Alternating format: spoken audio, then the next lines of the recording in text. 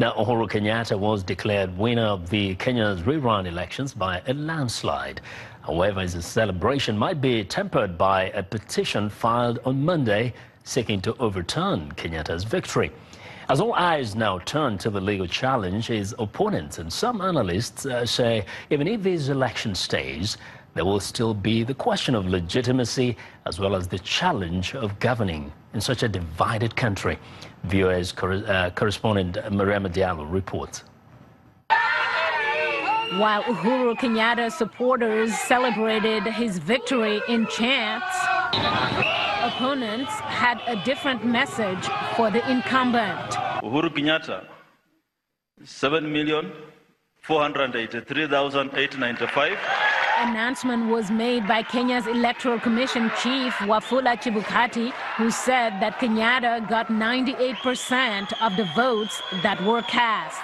This was nothing more than a revalidation of their general will, a statement of their national intent in support of myself and in support of our Jubilee government, which was their choice. Africa expert Chris Hennemeyer says Kenyatta needs to adopt a different language. Now it's up to him to decide whether he wants to sound like a conciliatory leader who's attempting to bring Kenyans together, or whether that's not the road he chooses to go on. But Hennemeyer also says Kenyatta knows that his country is a hub in East Africa. He understands that business must go on. So I don't see Kenya turning into any kind of failed state or dysfunctional country. Opposition leader Raila Odinga, who dropped out of the presidential rerun race, had called on his supporters to boycott the vote. He questions the election's outcome. Odinga did boycott the election as well as most of his supporters. So only 1/3 of registered voters actually went to vote in the rerun. So I think that will pose a great question and a great challenge for the legitimacy of President Uhuru Kenyatta. This is a very difficult time for the East African country, says John Tomaszewski, who was in Kenya during the elections. While the Jubilee government would like to move on, the NASA coalition is dug in, and I think we'll continue to see more and more of this discussion in the weeks ahead. Mariama Diallo, VOA News. Malaria remains one of the leading causes of childhood and maternal mortality in Nigeria, accounting for about 60% of outpatient visits to health facilities. The Federal Ministry of Health, through its malaria elimination program, aims to ensure the disease no longer constitutes a public health challenge, and some support is coming from the World Health Organization to achieve this. Here's our report.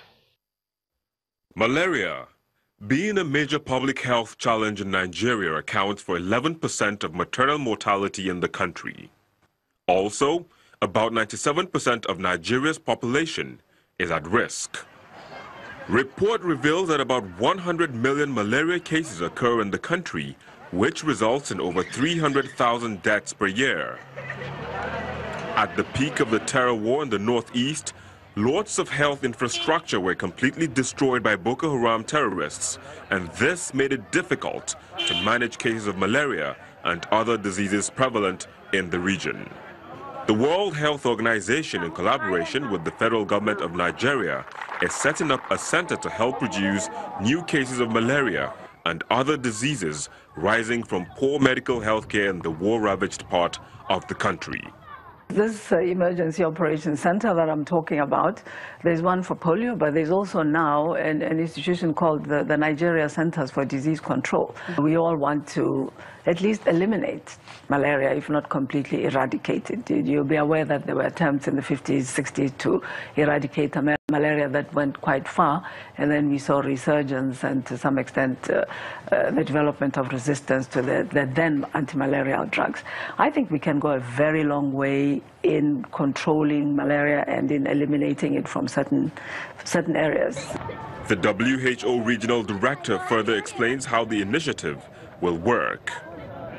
This program is particularly meant to reduce the malaria cases and deaths in this population in northeastern Nigeria that for quite a while hasn't had access even to preventive interventions.